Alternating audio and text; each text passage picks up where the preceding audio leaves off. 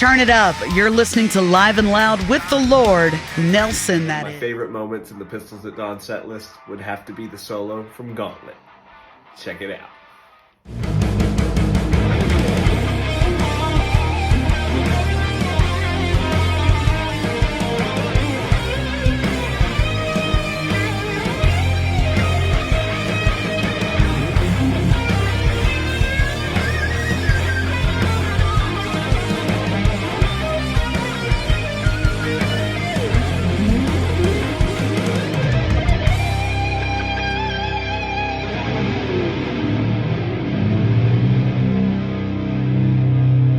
Oh, do it. Ladies and gentlemen, once again, you know who it is. It is yours truly, the big guy with the big show, the Lord.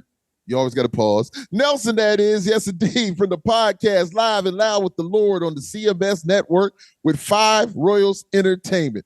And ladies and gentlemen, you see these amazing, handsome faces right here. You know, some great guys. I'm honored to have them. And, if they don't mind, I've got to, big them up a little bit and talk that talk like I do, man. And so check me out as I speak about them for a moment here. So, ladies and gentlemen, my next guests bring a powerful blend of melodic and intense vocals, complementing a strong musical foundation played with amazing skill and energy. With incredible orchestration and passionate lyrics, this band elevates mind and body beyond the greatest expectations. They will move you as you become one with the music. As you become one with the music, you shall be moved. My brothers and sisters, I now welcome, without further ado, the incredible musicians, Will, John, and Adam from the band Pistols at Dawn. Gotta clap them up. Yeah, what's going on? Hey. What's up? Thanks. Hey, what's man, up? Hey, man. We're gonna have you do our intros at every show we ever play, man. That's the greatest. Yes, please. I'm hyped now.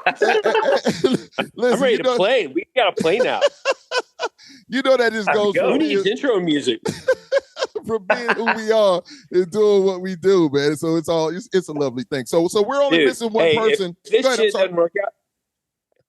this shit doesn't work out, you might want to get in the boxing game or the UFC game, man. You need to announce, man. That's some dope shit. Hey, man, I'm open for a lot, man. But what I do is, I always just take my time when I'm going out there listening to your catalog and enjoying the music, and I just pull from those things, man, that I'm seeing. I really don't want to read anything anybody else has done or whatever, or look at a whole lot of stuff. I just go out there so I can enjoy it myself, man. And I want to tell you guys, I have enjoyed every single second of it. And we'll get into those things. So the only person we're missing is Gabriel, right? I just want to big him up also, right? Okay. Yep. Gabriel, much love to you, young man. It's all good. So first question is, where are you guys from? We're from Atlanta, Georgia. ATL. So all of you ATL is in the house. Yeah. Well, no. So we our guys are from all over the country. Okay. Like Will is from South Carolina. John is originally from Suriname. Really? But lives in Miami. Okay. Yep. Okay. That's what's up. Yeah. So now, yeah. Let me move to Will for a second. Will. Yes, sir. Let's talk about the love of South Carolina, my brother. Oh, amen. Because I'm originally from Chucktown. I'm from Charleston. Nice. Yeah. And I'm right here. So you're in Greenville? Yes, in Greenville. Yeah, so you're in Greenville, so you're not too far from me right now. I'm in Irmo, actually. Oh, really? No way. I'm right down the way from you. Yes, just indeed. Down the road. Yes, indeed. Now, Adam, did you go to the Queen concert? Who went to the Queen concert? I did. So how was it? It was everything everything. I had to go see it because it was one of those iconic bands that you grew up listening to, and with one of the the greatest music of all time. I just had to go, and it was the spectacle that I had hoped for. Even in their 70s, it's the spectacle, or 80s. It's the spectacle that I had hoped for. Indeed, I know my son. He was just like, "Hey, Dad, I got some tickets to this Queen show. Should I stay up here?" Because he does some things at Phillips Arena, and he was just like, "Should I stay?" I said, "You should stay." I was like, "I don't know what you're gonna do." I said, "But you should stay, man. It's Queen, man." I said, "I know." He's like, "I kind of know." I was like, Yeah, you should stay. So I don't know if he did or not, but he should have. But anyway, man, I'm moving. We talk about music, man. I'm tripping, man. So what is the best thing about being from Atlanta and the places that you guys are from? Best thing about Atlanta is just a cool big city in the South. It's like it's like it's kind of this melting pot, and you got a really good music scene to grow up in. I grew up in the Atlanta rock music scene, and everybody knew everybody, and you had the hip hop scene, you had the country scene, and you had the rock scene. And I guess it's just a really great city for music. So many great bands and so many great hip hop artists and everything else came out of Atlanta, came out of Georgia. Indeed.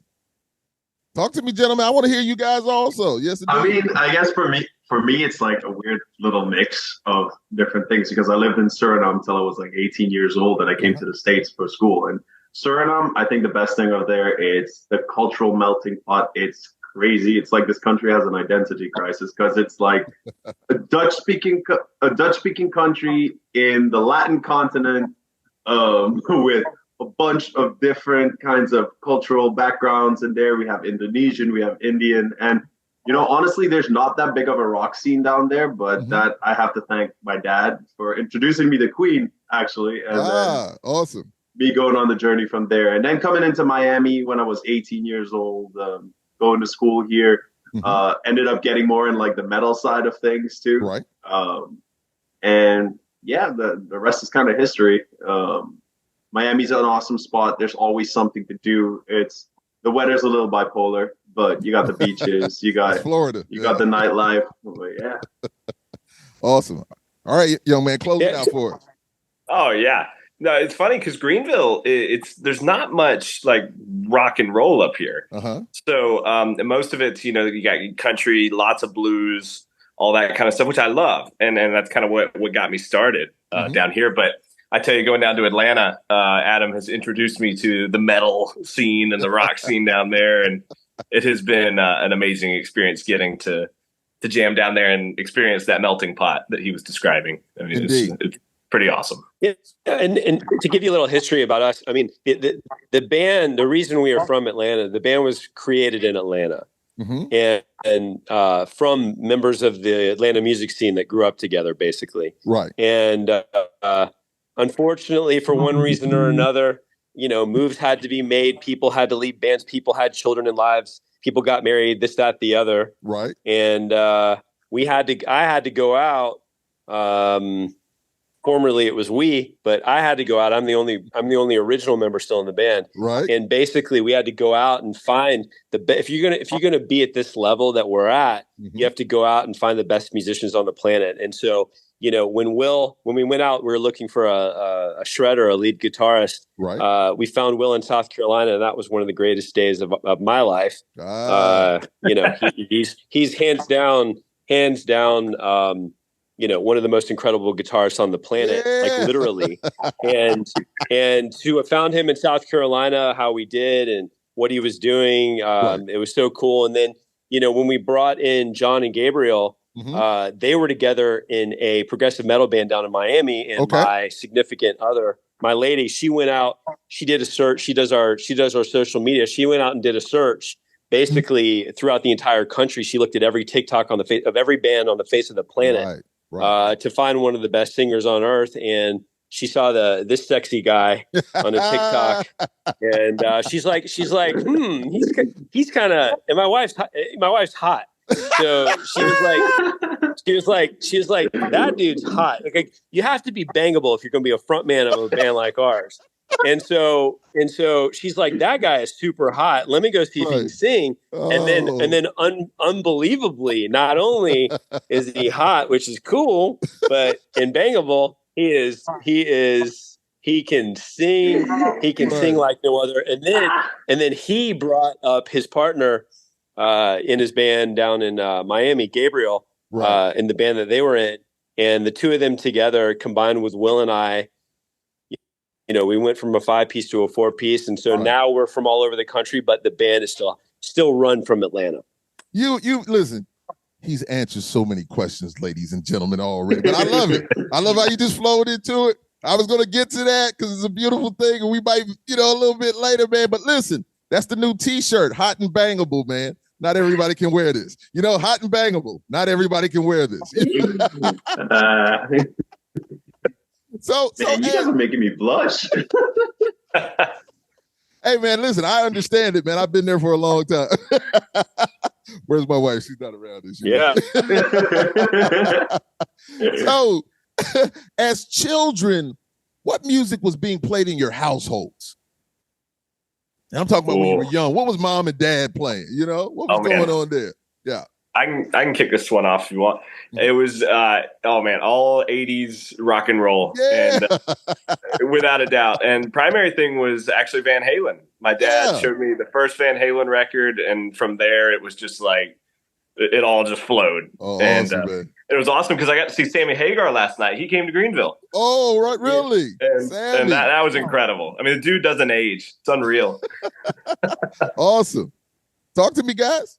I mean, for me, like I said, Queen before, that's one of the first bands that I ever heard. It was Queen, Neil Diamond. And then my dad went a whole bunch of different directions. It was Dave Matthews Band. Yes. It was some more of the jazzy side. He loves like Richard Bona, which is like this African bassist. And, a bunch of different things. And then my mom is just like all Latin music. She loves Latin music so much. And then in Suriname, we have like our own different styles in the country, like Caseco, which is, I think, also rooted in like jazz, but very, almost tribal drum beats with the local language that we speak there, which is Tranan. And so that's, I was all across the board. And then I found Linkin Park, and then it was over. Oh, man. Well, as you say, Adam, we know that you can't do anything without those drums, right? You got to have the drums, right? Yeah, man. I mean, for me, it was simple. I had Van Halen.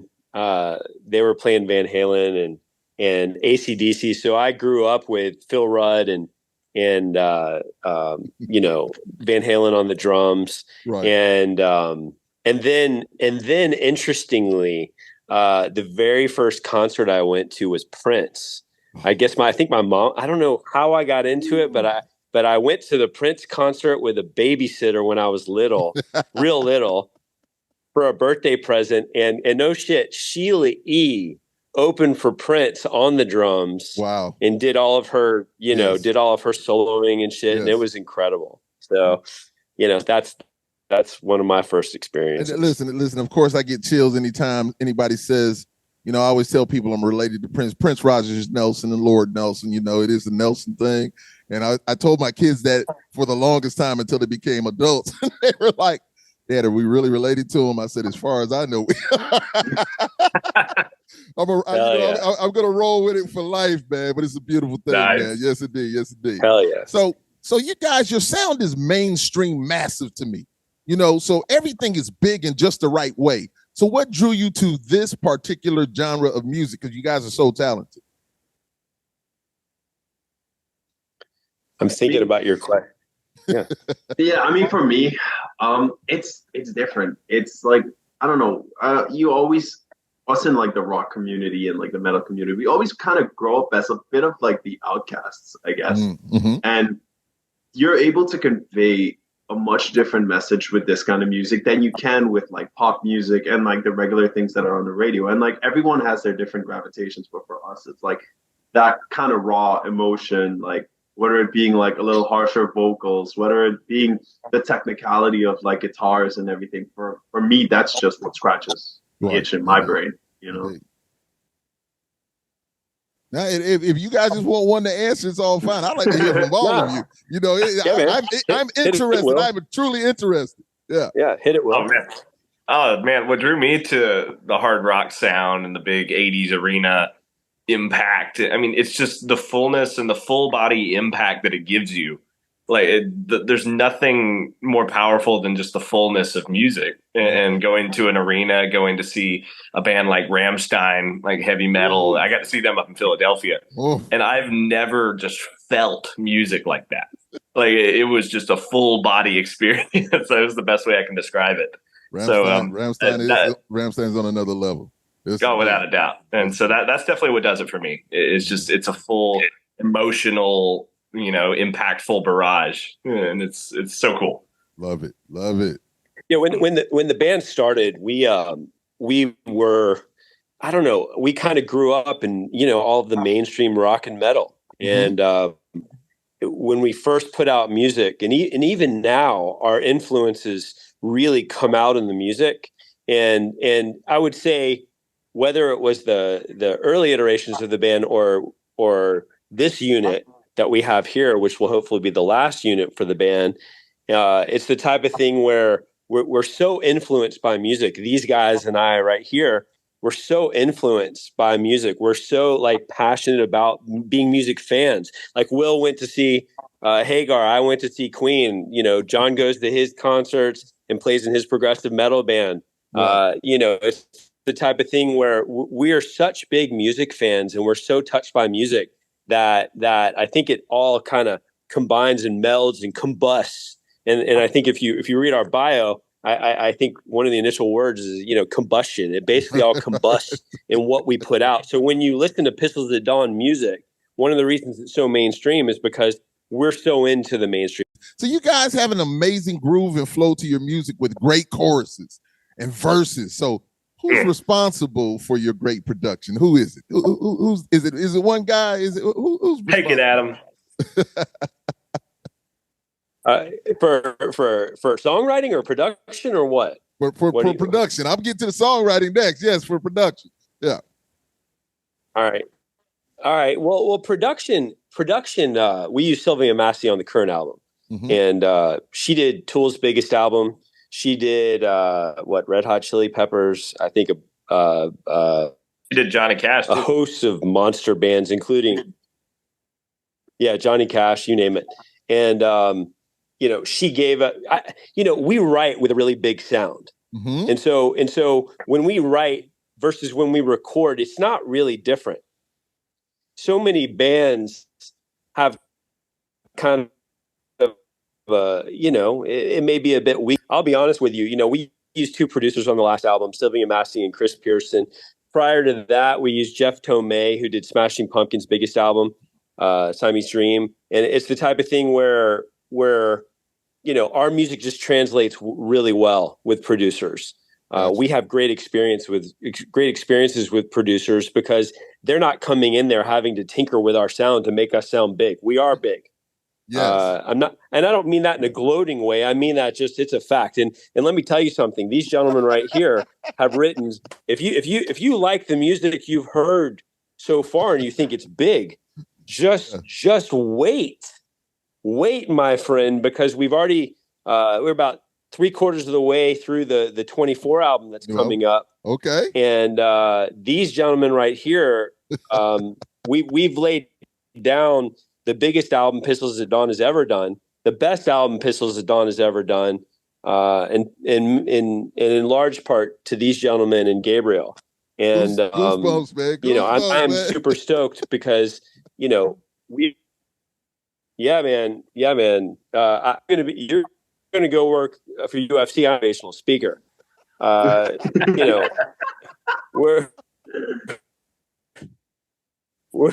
We're dude, it's big and it's staying big, and we don't need a producer to make it big. We just need a producer to give us the final polish. Hey, you took the word out of my mouth with polish. Once again, hearing you guys, and you're saying that you don't have to, it's massive already. So I'm just like, man, this needs to be here. This is where this is. Every guest that comes on here, I love all the music that everybody's doing. This is so grandiose to me. I was just like, wow. I said, this needs to be in arenas. This needs to be there. That's my personal opinion. I hope you don't mind me saying that, but that's how I feel. It's really massive to me. So I was just like, these guys here are some talented dudes, man. They got it going on. And to have those producers that you have to come in and just polish it, just like you say, and tighten things up. And they already know because they're on that grander scale. So they understand it. Man, listen, that's something great to have, man. It really is. So I love the way your lyrics ride the music. To me, this is always extremely important as being the front man. Do you have one main writer or is it a collective effort when it comes to writing songs lyrically? As far as the new album goes, I'll come up with the ideas. We'll come up with different prompts. I run it by everyone, and it's just finding that initial story for the song, mm-hmm. and then once that, you polish it with the rest of the guys, and we all have our inputs. On a couple of the songs, Gabe wanted a more of a lyrical writing because he writes as mm-hmm. well, very well, and it's a bit of a mix. Okay. But definitely not always the first idea is the one that's the most catchy or the one that's the best. That's like that raw writing that you get up. And then the band comes together and we decide, okay, let's polish these parts. Okay. That's how it kind of comes to be. Cool. So this one is kind of, I'll throw it back to you, Adam. So how much do you feel you've grown lyrically and musically since the early days of Pistols at Dawn with the recent lineup changes, or have you dudes always been this talented? You dudes have always been this talented. I know that on that side. These guys have definitely. So how do you feel you guys have grown, man? It's different. It's a major evolution from the beginning till now. It's the previous units, there was always growth from the beginning, the initial tracks we did to the EP, to the LP. But there was I would say a mega evolution for this unit. It's the type of thing where it's kind of like we are now what we needed to become, right. If that makes any sense, as a result of these amazing fucking guys and Gabriel. And, we had great units before, mm-hmm. Will, who can attest, we did the Alter Bridge tour and the Ugly Kid Joe and Fozzy tours recently this year. Right. And we did that with the previous unit, and every night on stage, it was magical. Mm-hmm. But that unit just couldn't go forward. It wasn't where this band needed to go. And so I would say that from where we started to the LP, to the EP, everything, it's kind of been a gradual growth, kind of from I would say a older rocking sound mm-hmm. to a much more now modern. You're going to find the new album it's going to have your old school bangers, but it's going to have a lot more of a modern feel. And, these guys just bring a really fresh vision for Pistols at Dawn, that Pistols at Dawn needed going forward if we're going to be one of the biggest bands in the world.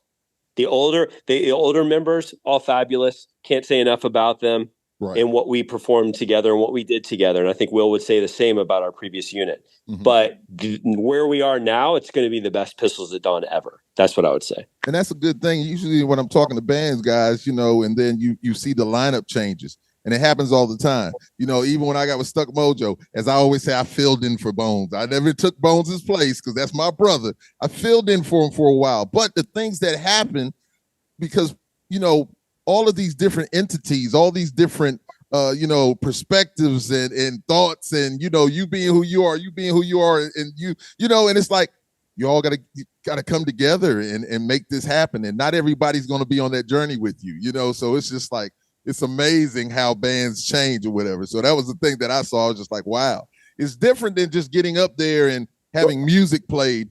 When you have musicians doing this, it's a way different thing. It really is. Go ahead, Adam. I'm sorry.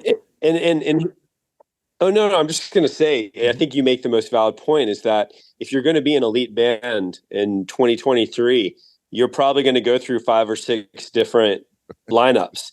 We're already in I think our fifth lineup. Wow. And for various reasons. Mm-hmm. And I think the best thing you can say about Pistols at Dawn is no matter what, it's always going to sound like Pistols at Dawn, and it's always going to be Pistols at Dawn. And it's the type of thing where we've just been so fortunate to find these incredible musicians to be a part of Pistols at Dawn. And these guys and what we're about to bring, I'm hopeful and very confident that this will be the last lineup for this band ever. There's no end in sight. We are a unit in every single way, shape, and form. We are collaborative in every way, shape, and form. Awesome. We are for each other in every way. There's no egos. There's no drugs, alcohol, insanity, mental health issues, ridiculousness. All you got is a bunch of really talented, good-looking dudes who love playing music and just want to go travel all over the world and make some money doing it. Yes, indeed. And when you say those things, man, I'm super straight edge. I do nothing. Music is my drug, like I always tell people. Like when you were saying about how much you guys love music, man, I'm so there with you, man. I embrace it so much. I just like to get by myself and just listen to music, man. And that's why I say when I was listening to you, nothing better. Right. There's nothing better. I just enjoy myself. And my wife always says, she just like, man, I don't even understand it. I was just like, man, I'm good. I'm good. I just get I get in my truck and I just drive and I'm just listening to music and I'm with me and the music and that's it. So it's all love, man. So I can definitely hear and feel the passion in your music. So what you guys kind of touched on this before though, but what is it about music that excites your senses like nothing else? Will was talking about it earlier, so Yeah. I mean, yeah, there's nothing like it. It's exactly.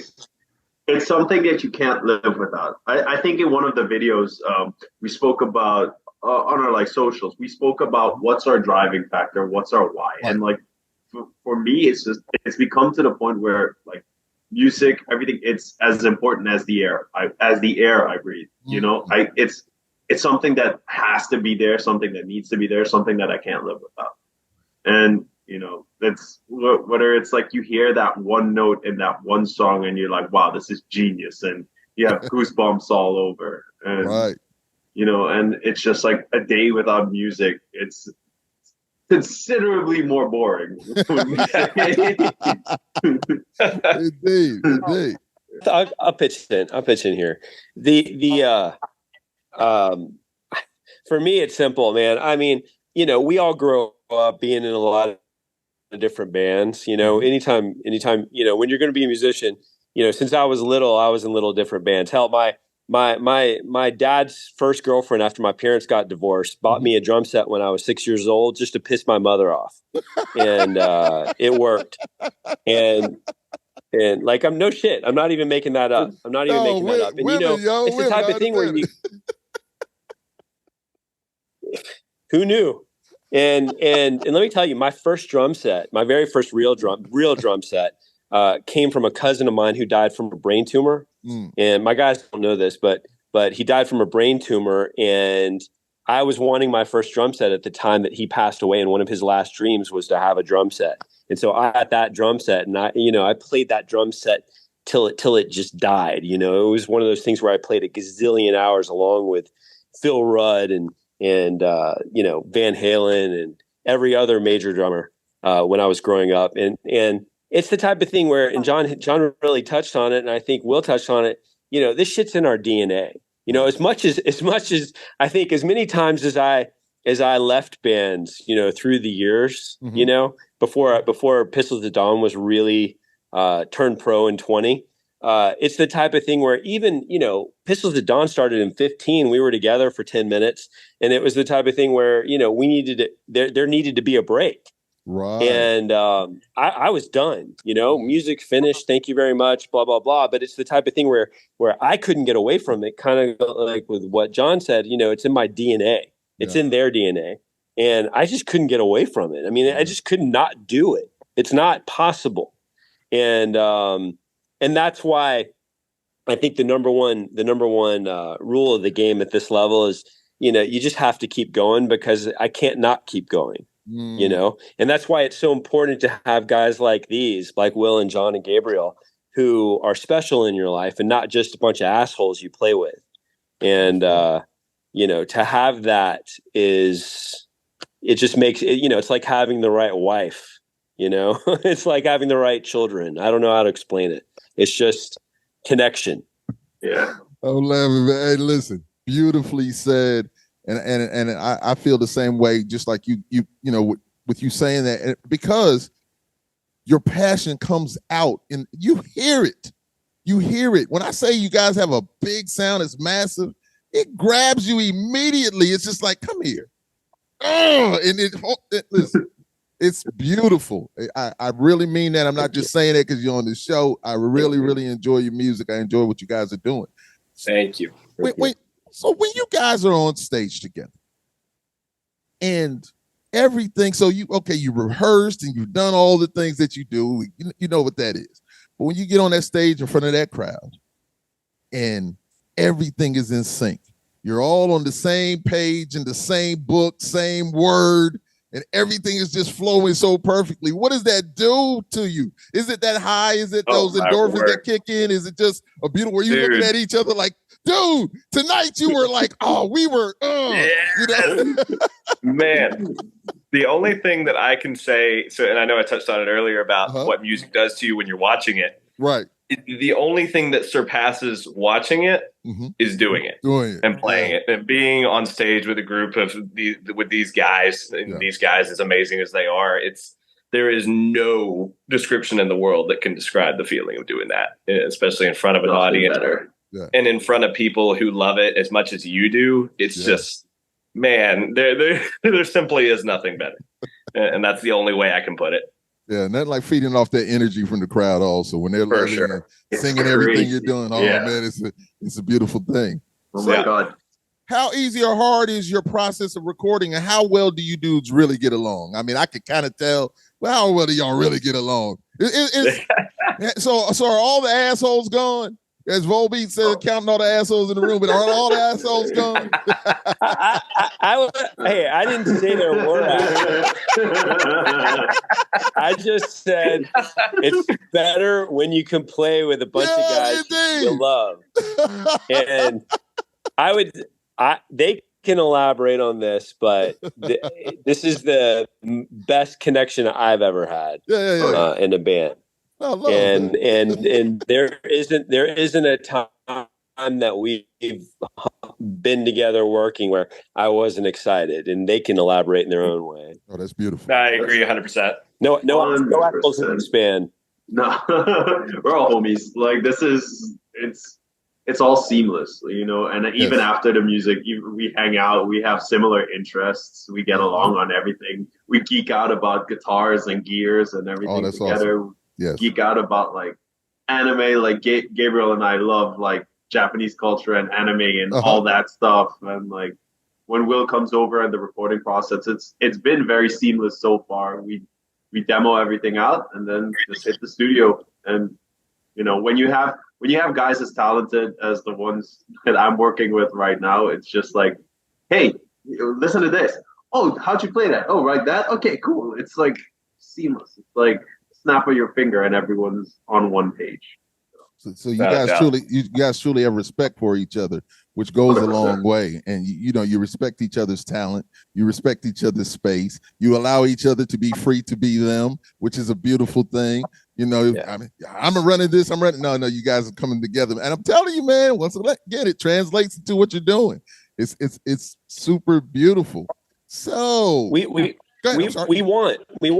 Oh, no, I'm sorry. I just wanted to add, we want each other to excel versus it's all about me or my ego or, my success or this, that, the other, or my money. It's all about us and you and go and do. So it's cool. Yeah. As you say, it's the unit. It's you guys are all as one, you transform, all the parts come together and then, Optimus Prime. I'm not gonna say Megatron, so Optimus. You guys come together, create this one amazing thing, man. So, how important is your team? And I mean the people behind the scenes that we don't see that makes the Pistols and Dawn machine run smoothly. How important are they to you? Yeah, so we can't. If you're going to play at this level, you can't operate without a great team, right? I would say that our team is an evolution as well. Mm-hmm. Some are better than others. Some are horrible that we've worked with. Some are the greatest ever. That change your life. Right. And as our music evolves and as we go longer on the charts and higher on the charts and bigger shows, our team evolves. And we recently parted ways with our manager and with our last manager, and we are currently negotiating with a new manager. I can't get into who, but it's a big manager. And it's the type of thing where we're very excited about the future. I would say that our team is an ever evolving part of our band as well, because you cannot operate at this level without a great team. Right. And we're doing everything possible to increase the volume. Let's put it that way. I'll use a metaphor. Increase the volume with who our team is. Well, everything you guys are doing screams greatness. And I'm not just saying these things messing with you guys. I'm telling you, to hear that sound come through is just like, it hits you. And I'm just like, man, I've gone to Shinedown shows and been up there and watching them do things and seeing these bands like that and Seether and when I spoke about team, it always comes back to me because Corey Lowry always spoke about it. He was just like, Lord, man, a team is so important. He was just really stressing that to me. And so I know you guys have it like it should be. And I remember Volbeat being on tour with them and seeing them, the machine, everything was beautiful. And here we are. It was a wake up call kind of, to some of us in Stuck Mojo. We were like, wow, that's what it is right there. That's how the machine runs. And so I get the feeling that you guys are there and you have that. So that's a beautiful thing. And once again, I expect bigger things from you. I know they're coming because your sound and everything is massive and great. And and like me, you got hot and bangable. So it's all good. No, listen, all of you guys can wear that shirt, man. It's all good. Listen, I'm man enough to say it. I'm man enough to say it. No, hold on, Adam. So let me go ahead and say this to you. You remember you said earlier, my wife is hot. Let me tell you something. She gets it. She understands. That she does. Hey, no, I'm talking about where you're concerned. She gets it, so it's all love. So let's talk about. I have many talents. Yeah. What do you say, babe? I do too. Thank you. I appreciate it. My wife. It's all love. Yes, it is. So Ascension is a great album with so many dope elements to it. I must say that the orchestration is incredible and all the parts are so in concert with each other. So what do you feel makes this album a great one? It was written in 12 weeks. And it just came out like, it was one of those it was a great time. We were coming out of the worst part of the pandemic and like our current album just popped out of these guys in 5 seconds, which we can't wait for you to hear. And Ascension was the same. We got down there, it was getting closer to the worst part of the pandemic and we felt good and our band was rising and good things were happening. And it was just like, this is our moment to put out our first big LP. And, it just came right out and we hit it on the head and, we've toured it a lot now and it's just one of those beautiful albums that, we're always going to be proud of. Indeed, man. Once again, an amazing music. Thank you. So you guys are going out with some of my family members, Fozzy. My family, Fozzy. On a full tour. Yeah, on a full tour in the UK. How excited are you? And have you guys ever toured in Europe before? No. We haven't toured Europe, but we have toured with Fozzy before. And so we love those guys. We love Rich and Billy and just greatest guys. We get along so well. Our music fits so well. It's two different types of bands, which is so cool. But their audience loves our music, and we just click. And to go out in the UK, when I had talked to Mark Willis, their manager, and who you probably know, we just said, we want to go with you. They told us they were going, and we were like, we're a perfect fit for you. We're going to throw down in Europe, and it is our first time in the UK and in Europe, and all of our first time going over and playing in Europe, and it's going to be amazing. It's definitely going to be amazing, and I call Mark Bruce. I call him Bruce Willis, and I like to mess with him. Mark is a special dude, but just like you say, Rich and all the guys, man, they're all love. They're all great dudes, man, and they get out there and handle their business, and they put on a great show. And Adam, once again, is so in tune he took the words or took the questions or the things that I'm saying. And I love when it happens. It's beautiful though when those things go on, and it just lets me know that everything is flowing amazingly. So once again, as you were saying, I believe you guys are a perfect fit and will give the fans that pump for their pounds. I just like that. They're pump for their pounds. You know, pump for their pounds. Yeah, they're pump for their pounds. I mean, that's their currency over there. You know what I'm saying? So, you know, but listen, England, amazing fans. They come out there. One thing that I've always loved about Europe is that they really come out and they support and they love the music. It's not about what have you done for me lately. It's like, thank you for being here and we appreciate you. And you guys are going to have a ball and they're going to love your music, man, because your music is enjoyable. It makes you just, oh man, it's a great We're going to plant a flag. We're going to plant a flag over there. Oh, really? Yeah, indeed. Listen, I believe it. I 100% believe you may not see us for a while after that. If they ask us to stay, we're staying. So hey, indeed, man, to tour Europe and go all those places, just like watching Volbeat. Like when I was saying, when we were on that Volbeat tour, and their manager at the time, Daniel, was telling us how they started here, and then he said we could just see it grow and just morph into bow. And it was like, man, you know, being there with Volbeat, every show was sold out.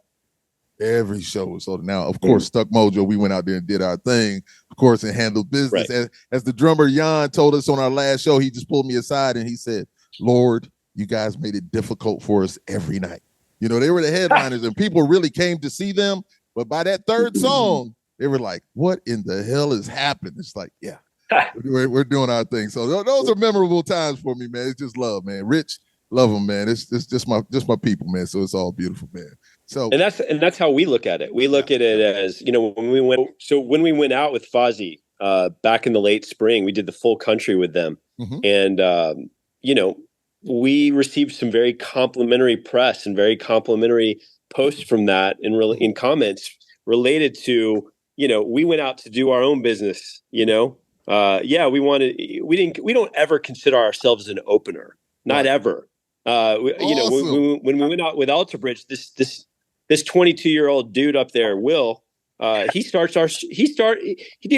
dude, tell me another guitarist on the planet that would have the balls as an opener to start the Alter Bridge tour with Van Halen and with Tremonti, doing a 2.5-minute solo to start the goddamn set. and play it every single night of the goddamn tour. So much so that Tremonti and Van Halen would come out and watch this young motherfucker play his goddamn head off. You know what that's called? Nobody. Snatching respect immediately. Snatching respect. Taking it. You know, letting it be known and shown. We don't open. We do not open. We are a headlining fucking act that happens to play first. I absolutely love that. Oh, I really do, man. I absolutely love that. Let me ask you guys, so far with all the touring that you guys have done, what has been your most memorable show to date? Oh, that's tough. The entire Alter Bridge tour with Mammoth WVH, that was my first tour. Right. And I mean, I would pick every show if I could. But for me though, I would have to say the second show we did, it was at the Midland Theater in Kansas City, and I still remember. Unbelievable. I remember the moment where we pulled up and we unloaded our stuff, and we hadn't gone in the venue yet. So me and Adam go in the side door because we're like, okay, you know, let's just go check it out, see what's going on. Right. We walk into that room and Alter Bridge is in the middle of one of their sound check songs. Right. And me and Adam look at each other and we're like, oh my God. Like, are we really here? Like, we're this here. place is grand, it's massive, it's beautiful, it's gorgeous. And the sound in there, I mean, it was that full body experience I was talking about. And I was just like, I can't believe we're playing here. So I'd have to say that one, because that was an unreal experience, getting to go walk on stage and just see all those people out there. It was like, oh man, like we're really here. What we do it for, man, that enjoyment, man. Absolutely. Yeah, but that night was so special because that theater is just, it's unlike most of the United States. It's just old and gothic and beautiful, and the sound, and it's big, and you've got 6,000-7,000 people packed, and with a beautiful floor with everybody out there, and it was so special. I would also put out there, we played this big ass crazy casino room in Oklahoma with Alter Bridge. The first show of their tour in some weird ass place called Quappa, Oklahoma, and you never think you're going to go there, and this. But they had this big ass casino out there, where they do tons of concerts. But it's like this giant room that just goes on for miles. And I remember we got there, and this room, it's one big giant ballroom, and it just goes on for, it goes on forever. And I just remember thinking, like, are there really going to be people here? And then the night comes, and this was our first show on that big tour, and damn, if it wasn't packed from the front to the goddamn back. So it's just one gigantic room going back 6 miles with people. And that was a special moment, and I think for me, one more, when we played the Paramount Theater in Seattle, it's 8,000 people. And we're going to have to drag John out there so he can experience this. He's ready. To play where Alice in Chains and Pearl Jam and all those bands came up. Yeah. That was a special moment as well. Bing. Yes, sir. For me. John, what about you so far? Well, so far for me, I'd have to say Taste of Madison when we played that one. It's like, I didn't like the feeling that you get when you run on stage and there's a couple of thousand people standing in front of you, and it's just like, what the heck? And we played a Rage Against the Machine cover. We played Bulls on Parade, and the people were singing along so loud that I was like Will and I were hearing it through our in-ears, and our in-ears were blasting, and we were just like, oh my God. Like Will and I had this moment where we looked at each other. Oh my God! Man, they were moshing too. Like they were going berserk. It was awesome. You play that song, that's what's going to happen. And we've done it. Listen, when I was with my other band, No Power, No Crown, we did that song a couple of times, and let me tell you something. It was amazing. He raps. John raps the goddamn song. It's amazing. Oh my good. And listen, I know it was. Man. That is awesome, man. Listen, guys, I want to tell you something, man. This has been so much fun. This has been so much fun. I really been our pleasure, man. I really appreciate you guys. So I'm getting close to running this down, and I've got a couple more questions for you. But this is an important one, and I know that young Adam has been talking that talk, and I've enjoyed every single bit of it. And now I want you really. So this question here is really, it's for all of you. But I want that honesty from you. I want you to go in. I want you to talk that talk. Talk that talk. So, what makes Pistols and Dawn a must-see and listen? Oh, I got it. The live show. The live show. Live show. The sound, the performance. Every single member is their own character. Like we come out. It's like seeing 4 different superheroes. On stage doing their thing with their specialty, and there's nothing like it. We love engaging the audience. We love putting it out there for the people to enjoy, for them to take in, while also giving the best performance, the best sound that you can possibly hear. No tracks. Everything you hear is us, and it's just, we love it, and we want everybody to see it, and you got to see it. That's all I'll say. I love it. I love it. Because listen, because earlier Adam was just saying, like, when you said, like, we are not an opening band. Man, I'm telling you, that was massive to me, man. I love to hear stuff like that. And it's not arrogance. That's your confidence in who you guys are as a collective and what each of you bring to the table, man. That is a beautiful thing, and that's what you should feel. That's how you should approach it. we are in the entertainment business. Absolutely. So there is no doubt. And once again, hearing you guys sound, I'm super visual. So I'm just like, when they're out here with Fozzy and they're in the UK, man, it's going to be amazing. They're going to be like, holy shit, what just happened here? Dude, let me tell you, our greatest weapon right now with some of the tours that we're playing is they don't see us coming. Right. So let me tell you, this Fozzy tour is going to be real interesting because we haven't been to the UK before. Right. So we have some fans in the UK and they'll be there. Okay. That'll be cool as shit. And they'll know our stuff, but there's going to be 90% of the people in that room that don't know us, or at least maybe checked us out a little bit when they saw the bill. Right. And I'm just saying they have no fucking clue what's about to happen. That's the coolest thing in the world, that the first night when they fade to black and he goes into his solo, people are going to lose their fucking minds. And that, my friend, is special. And here's the other cool thing. Let me tell you, we are different from Fozzy. We value what they do to the moon. What they do is incredible, and they do it as good as anybody can do it. Yes. The band in between the two bands, they're bringing on a very cool all girls band. Right. I forget the name of it. The Hot Damn. But the Hot Damn. Okay, cool name. So they're bringing this girl band, and they're a good solid band. They play all over the UK and Europe and stuff. And but they're not hard rock, not in any way, shape, or form. Right. Okay. I would call it more poppy rock, more alternative rock. Okay. Now rewind that back. What did they not have any idea that's going to happen? So the Hot Damn have no fucking clue what they are getting themselves into with us opening and Fozzy doing their thing. When he was just out there doing wrestling in front of 80,000 people at the stadium. Right. These shows are going to be sold out to their core. And let me tell you, we ain't going in light. We're not going in as an opening act.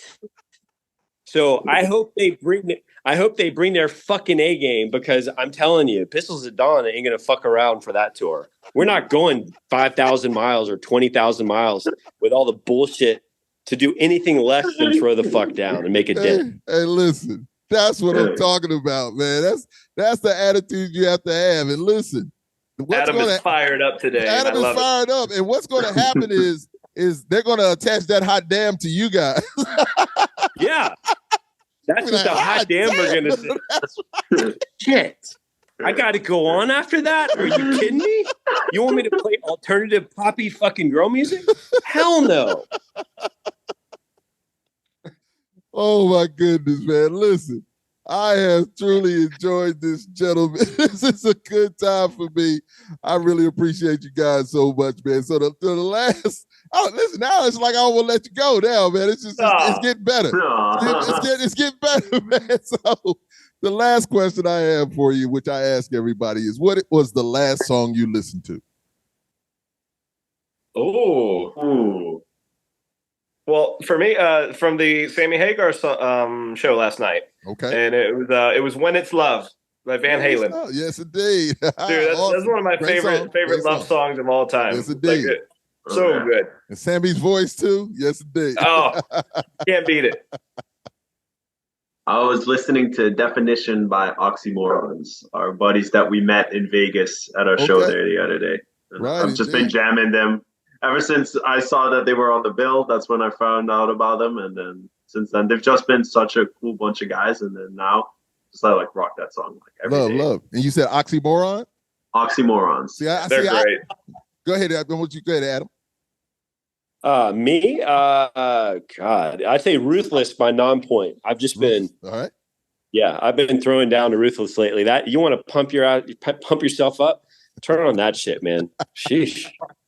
There you go. I love to ask that question because you never know what we are listening to as musicians and doing what we do, because we love so much stuff. And I really love asking that question, just like you said, Oxymoron. So now it makes me want to go out there and check them out, and say like, they're awesome. Who is this? Go out there and listen to the catalog or whatever like that, man. Hey, listen, once again, guys, this has been a great time. And it'll be out tomorrow at 12 midnight is when my shows come out, but it'll be out tomorrow. I'll do my little editing, make sure everything's love. But man, it's been fantastic. Thank you guys. Dude, thank you so much for having us. Tag us so we can share it. Of course. And then, I'll promote it the whole week. I'll put stuff out, clips of it the whole week long. That's what I do for I can't help it. It's just because I love what I'm doing. And so if you don't mind, give the information for the people who want to come out there and support you, man. Let it be known. Yeah, man. Come see us. We love engaging, and we'll definitely communicate with you. Pistols at Dawn Band on Facebook, Pistols at Dawn Official on Instagram, and Pistols at Dawn Band for every other type of connection and every detail imaginable. And we got we're in it for the marathon, so come take the ride with us. And it's a beautiful ride, ladies and gentlemen. Hop on this ride right here. It's cool. It's a great one. Call them the big kahunas, man. They out there on that surfboard handling business, man. So it's a beautiful thing. So once again, guys, thank you very much. Thank you very much. Thank you so much. So ladies and gentlemen, once again, you know who it is. It's yours truly, the Lord Nelson, that is, for the podcast Live and Loud with the Lord on the CMS Network with 5 Royals Entertainment and the amazing, and one more time, the amazing Pistols at Dawn. Yeah. Thank you guys so much. Thank you, awesome, Thank you so much. Thank you. Thank you, dude. Thanks Great for time, everything. Anytime you want us, just tell Shauna we'll be here. Hey, indeed. And if you guys want to come, it doesn't matter. Just let me know. And you can come on. Right. We'll have great conversation. We can talk about whatever you want to talk about. Music, love. We'll come see you when we put out the new album. That way we can let you take a listen. When are you guys playing in Atlanta again? We do a benefit show for charity. We're gonna do that in early January. Let me know. And my kids live down in Atlanta, and I got family down there also. Nice. Other families. So let me know, and I'll roll down most definitely. Yeah, for you guys, I'll definitely roll down. There's no maybe even an introduction. Listen, I got you. Please, yes. I got ladies, and I got you. It's all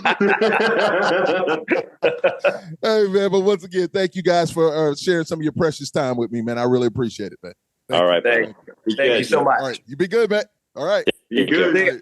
Take care. Later. Peace.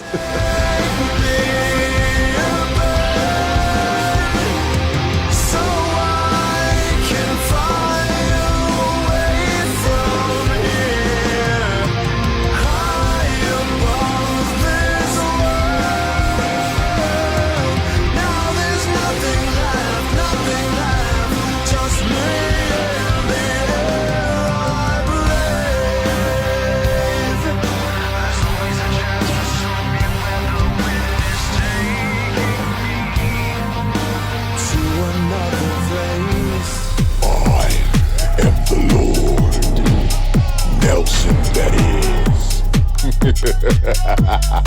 is.